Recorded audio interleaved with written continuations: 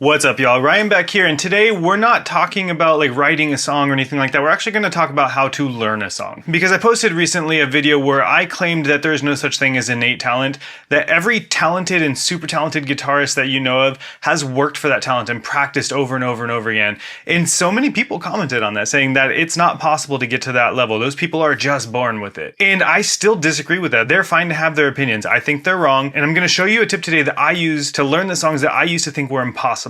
On the screen right now, I have the tabs for 6 by All That Remains. It's one of my all-time favorite songs by one of my all-time favorite bands on one of my all-time favorite albums. This song was one of the ones that started it all for me when I got into metalcore. And then when it was on Guitar Hero, I was even more amazed because I was just like, holy crap, I can't believe this is out here on Guitar Hero. And I always wanted to learn it, and I never did for whatever reason. And I started to recently, and then I just stopped, ADHD kicked in or what have you. But this song is deceptively fast, and it's deceptively difficult when it gets to the verse riff. And I wanted to learn it, and I knew that I wanted to learn it correctly. So I bought the tab book for the Fall of Ideals from Sheet Happens. I did pay for this, and it comes with the Guitar Pro version of the tabs as well as the PDF version in addition to the book itself. Now, what's cool about Guitar Pro is it allows me to have a lot more control over how I'm learning a song. And yes, Guitar Pro is a paid application. I am not sponsored by Guitar Pro. They don't know that I'm even making this video. But I use Guitar Pro literally daily for my own riffs and for learning other people's riffs as well. There are other alternatives to Guitar Pro out there that are free. I will try and search some and link them down in the description below, but I use Guitar Pro. It's solid. It just works day in and day out. So in Guitar Pro here, we're going to go ahead and highlight the first riff, just the first riff of this song, and listen to it.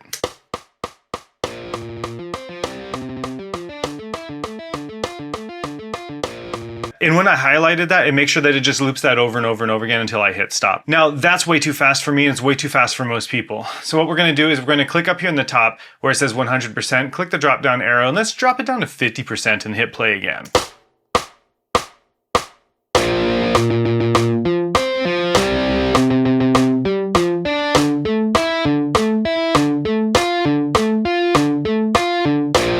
So as you hear now, we're looping it at 50%. And what's nice about this is I can then play along at 50% after I've learned the riff a little bit and make sure that I have it solid at 50%, and then I can raise it to 60% or 55% or 51%, whatever I want to raise it to or lower it to.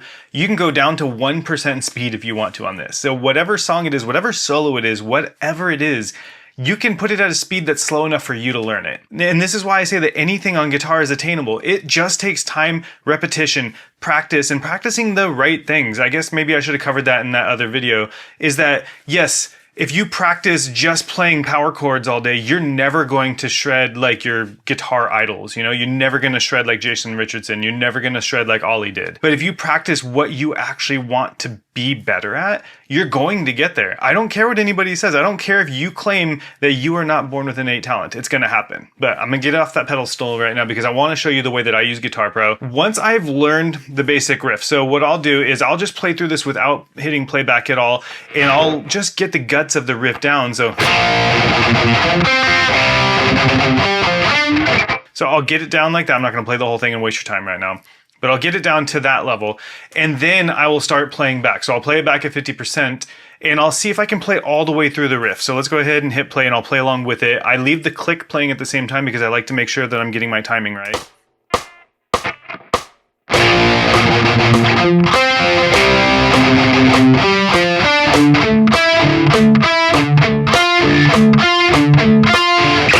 And once I've got it down at a relatively slow speed, I click up at the top here and click on Custom Values. Inside of Custom Values, you have relative speed, fixed BPM, and progressive speed. What I do is I click on progressive speed, and you saw right now we started out at 50%, right? So let's go ahead and drag this slider down to 50%, and we'll hit the little arrow because it's not granular.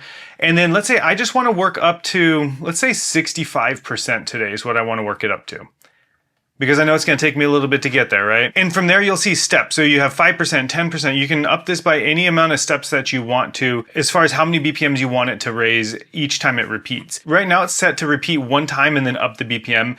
That's honestly not going to work for most people because you would need to have the riff down extremely well to move it up that quickly. So what I do is I usually set it at a minimum of 5 repetitions. Even if it's at 50%, I know that's going to take forever. I know that's super slow, but you're going to build the muscle memory along the way. And that's super helpful for making sure that you can play it cleanly at the slow speeds, but then again, cleanly as you go up in BPM and tempo, you'll keep it clean at those higher speeds. And so there's even some riffs where I will set this to 10 because I know that that riff is that complicated and I need to practice it 10 times at every single tempo before I even think about stepping it up. And some people will take this a step further where they will require themselves to play this same riff 5, 10, who knows how many times perfectly before they allow themselves to raise the BPM, in which case this progressive speed thing probably wouldn't work for them. But let's say for this sake, let's go ahead and set it at a repetition of 2 times, and then I'm going to set this speed at 70% to start, and then I'm going to set it at 90% to end. And then I'm going to click OK. And then you'll notice again up at the top here, it says 70%, it's got a little arrow, which means it's going to progressively raise.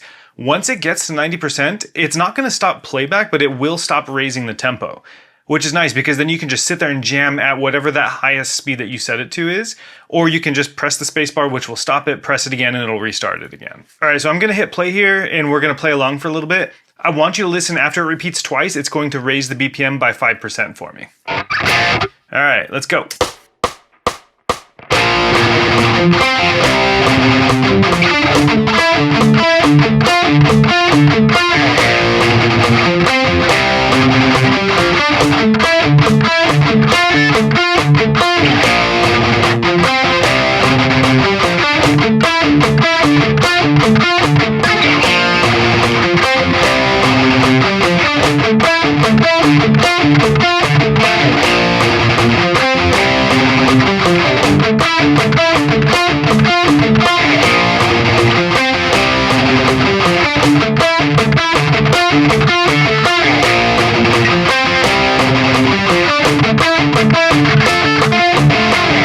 And you see I lost myself there. Obviously, I need more repeats than 2 to get that nailed down properly. I had it at 90% yesterday, I promise you. I'll get it there. So that's what I do to learn any riff. It doesn't matter what riff it is. If you use this method, chances are that you're going to nail that riff over time. It may not happen super quickly. What I showed you just now with me going from 70 to 85% is where I stopped right there. That is after I've been doing this for a few days already. That's not just me literally just now doing it here. It takes more time than that. It takes more practice to put into it to get, especially riffs like this, or obviously there's way harder riffs out there than this one. This is just the one that I'm focusing on at the moment. So what I would do next is I would take that same loop and I would extend it. So this actually repeats twice anyways, and so I would then drag down and highlight the next one as well, which is the same exact riff, so it doesn't really matter. But then I can move on to the next one. So the next riff is actually a pretty tricky little alt picking and trem picking run, and so you can highlight just that, and if we hit play,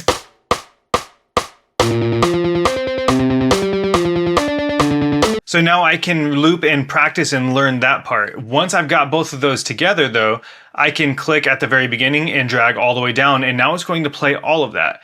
And sure, I could just hit play from the beginning right here, which would just play through the entire song, and that's not what I want. I want to learn this riff by riff, and once I've learned another riff, I piece it together, play it from the top, then I move to another riff, and again, I start from the top again, piece it all together once I've learned that third riff and the fourth riff. And thankfully with most music, the riffs do tend to repeat themselves somewhere, and that'll help you to learn it a little bit quicker depending on the song. Obviously, there's a lot of prog and metal out there that doesn't repeat at all, looking at you, Meshuggah, and that will make things a little bit more tricky, but that is where an application like Guitar Pro will become even more insanely useful to make sure that you can learn those extremely tricky riffs with the tricky timing as well. So if you're playing with anything that's not in 4/4 timing, Guitar Pro will become your best friend very quickly because it'll visually show you when things are about to switch, and that can help you to piece together in your mind what that timing means and how it's played. Especially if you are a visual learner and you've learned from tabs for most of your guitar playing life like I have. I started out literally just handwriting tabs on paper and looking at what ultimateguitar.com. I think that was the one that I found a long time ago, back in 2007 or so, when I first started playing guitar for the first time. And obviously we've come a long way. We have tablature software out here like this that's extremely easy to use and very approachable and accessible for the general public. So that's all I had to say today. I just wanted to give everybody the tool that I use every single day to make sure that I can not only learn what I want to learn and learn the more difficult riffs and songs that I'm trying to play to improve myself, but I also do use this software literally every day to tab out my own riffs, which helps me to learn notation as far as like the rhythms and everything like that, but also then helps me to see it a little bit more objectively on, well, paper, on a screen, I should say, to then look at my riff from the outside in. That's actually something I learned from my guitar instructor, Charlie Robbins. He's the one that told me to do that, and it's helped a ton, to be honest with you. So I really highly recommend checking out something like Guitar Pro or Tabit or any of the other ones that are out there. get used to them, start using them, and see if it helps. See if it takes you anywhere. See if it helps you to elevate yourself in any way, because I really think that you'll be pleasantly surprised by them. So that's it for today. Thank you all for watching. If you like this, hit subscribe, hit the like button, and until next time, peace and love, and I'll talk to you soon.